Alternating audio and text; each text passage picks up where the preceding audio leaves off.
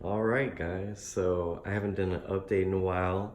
It's because my shipper, I'm really at the mercy of my shipper of the pond shield I was setting up. Quick update. We got the two control valves here with the barb fittings for my silicone hose. Those came in this past weekend. And then we also have our hose that just came in. It's, I think, what is it? 8 feet, 8 feet of 1 inch tubing, and it's dark so the UV rays won't be reaching the water, causing different toxicity. Get out of here. Toxicity in the tubes, and it's gonna be a pain to clean. We got my clamps, 10 of those.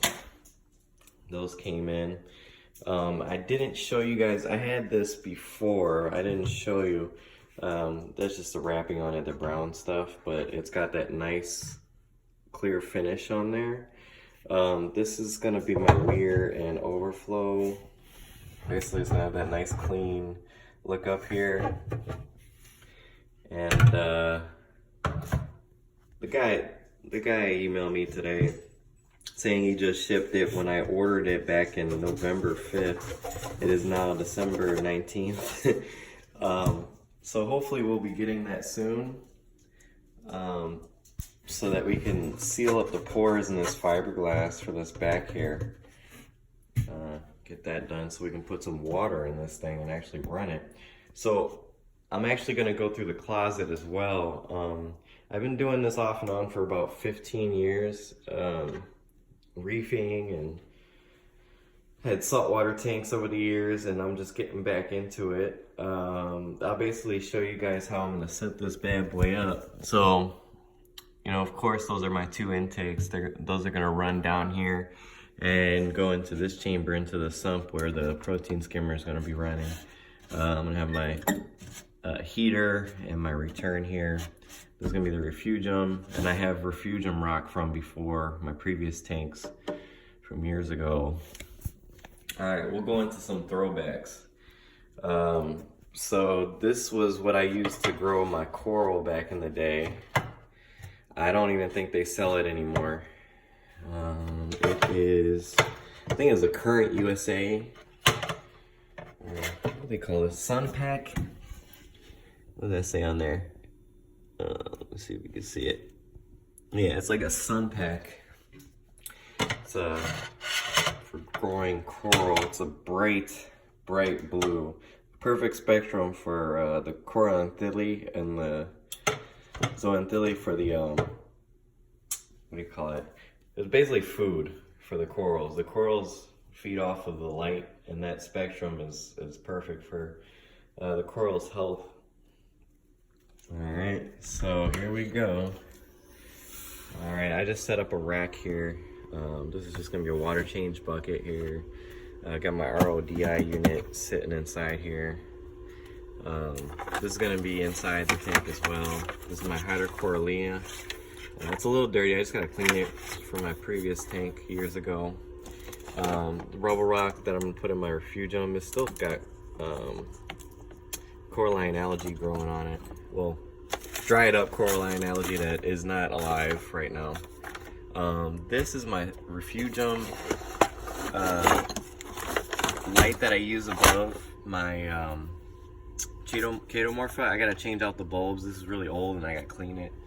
But yeah, that's my little compact fluorescent light that I'm gonna put above there.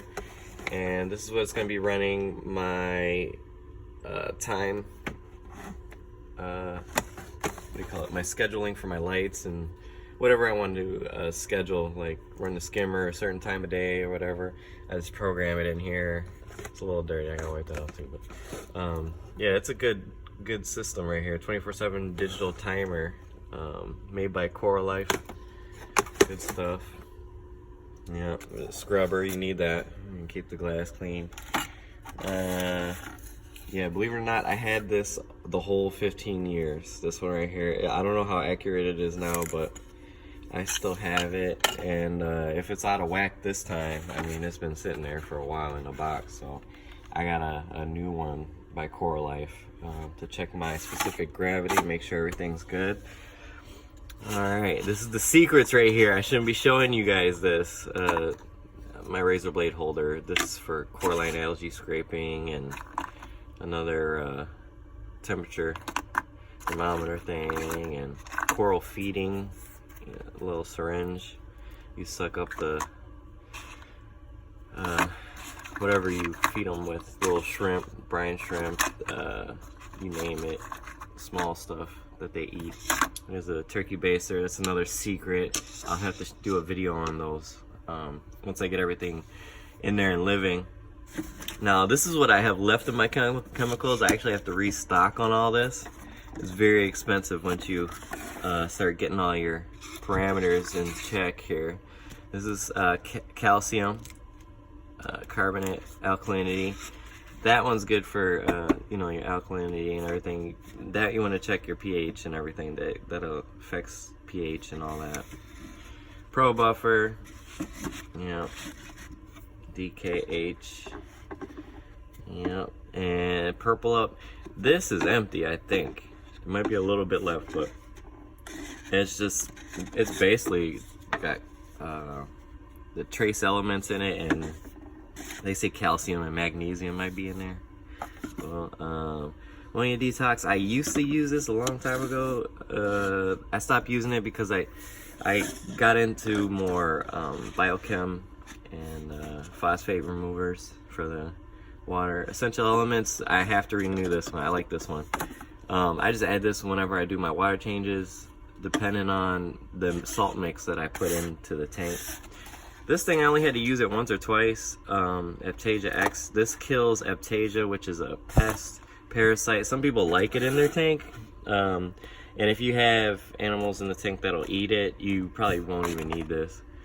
But yeah, I don't know how good it is. I had this for a really long time.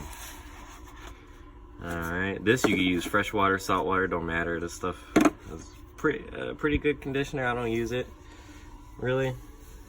Alright, we'll go down here. We got krill, phytoplankton. This is what I use to syringe the corals they eat. Let's see what we got here. This is good stuff. Yeah, phytoplankton. Yep, put it in there. Oh boy. What do we got here? Coral glue. And then, you know, this is if you got your Nemo and all that, your Percula ocellaris and your angels and stuff like that. This is what they eat. This is the vegetable diet. That's the protein diet right there. More timers. You gotta make sure you time everything. Make sure we're on point. And then this is my test kit. I do need to expand this test kit. It does not do all the parameters. So far all I can test for is pH, ammonia nitrate, and nitrate. I definitely want to get more testing materials, but this stuff is expensive.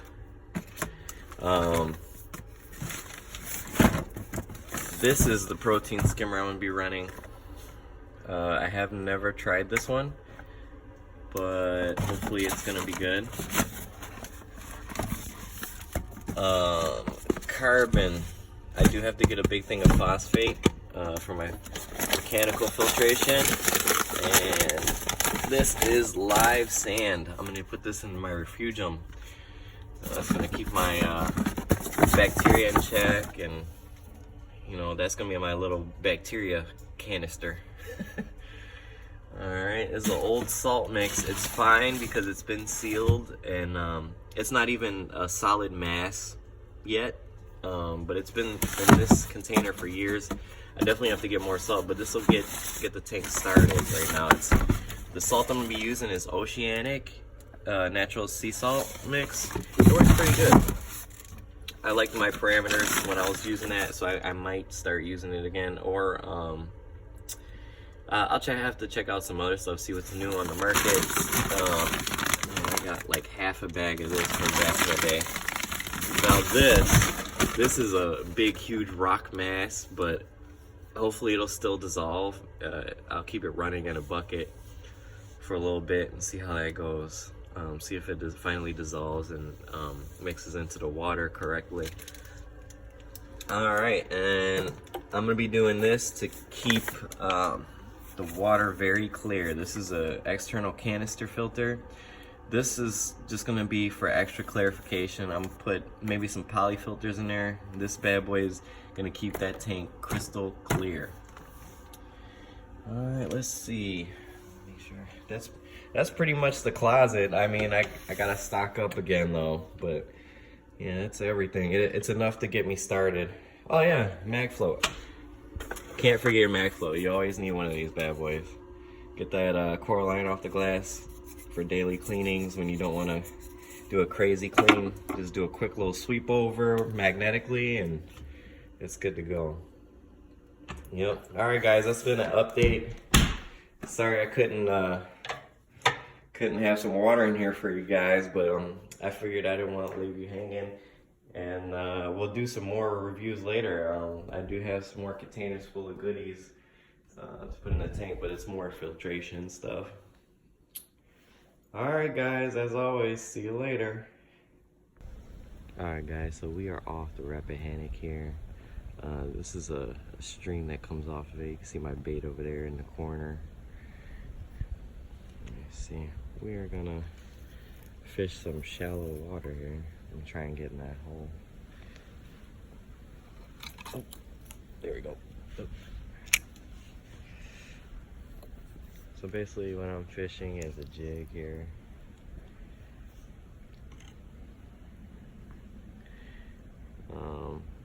I see small fish coming out of that hole back here. It's not that deep. It's probably like 2 feet, 3 feet. So I got a small jig running, little yellow jig.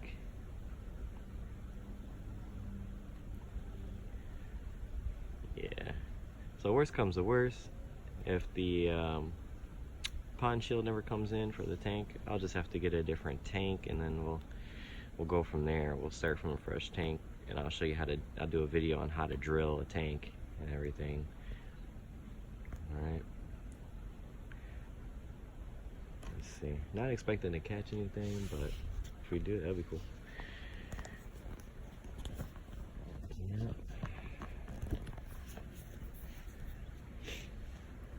So right now I'm running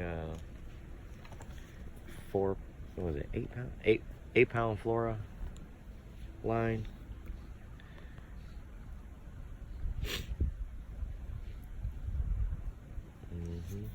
It's a P line.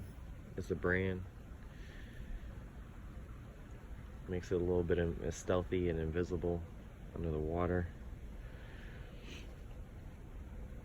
I don't know if you guys can see it. Yeah, you guys probably see that little yellow jig jumping around. Here, let's drop it down. Get it a little lower. Uh-oh, my finger's stuck. Sorry, it's hard to hold the camera. Flip this around. Oh boy. Okay, we're good. Let's drop down. Let the current take it.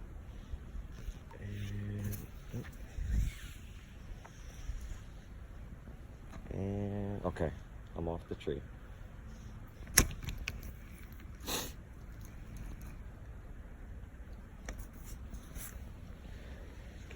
there. I'm gonna swing it. Boy, there we go. Yeah, that's what I want to hit.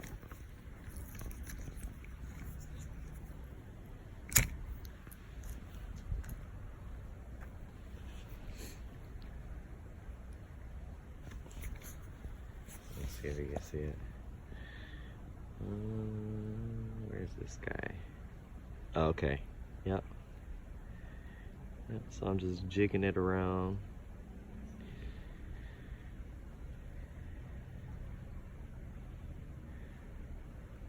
See if some of the fish I see peeping their head out underneath these roots. See if they could see it. Fish are usually sluggish this time of year, so you need something bright, something with some noise and color that'll entice them to come out of their little hole. Might not catch anything today though. Oh boy. Let me see if I can get a cast with a camera. Oh, this will be interesting. Yeah, right now I'm fishing with the, what is it, Zebco micro.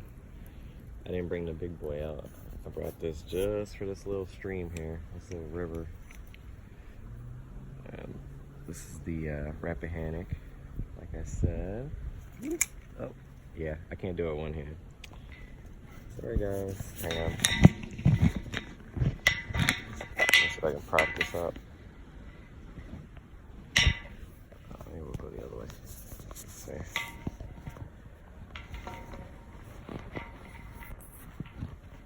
Nope.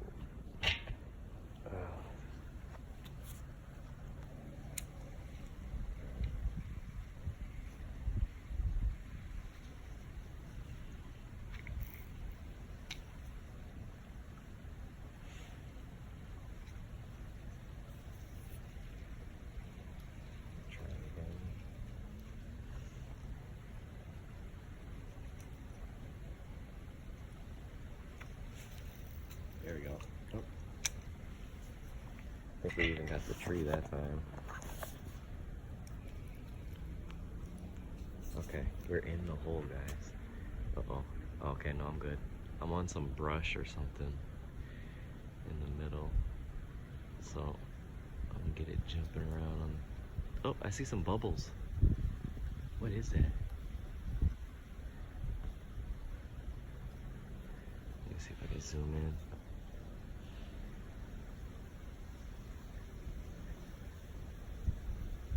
Huh. Some bubbles coming from that area over there. Yeah. I don't know. But yeah, once again, guys, thank you for subscribing, watching my videos. And yeah, we'll see you here again.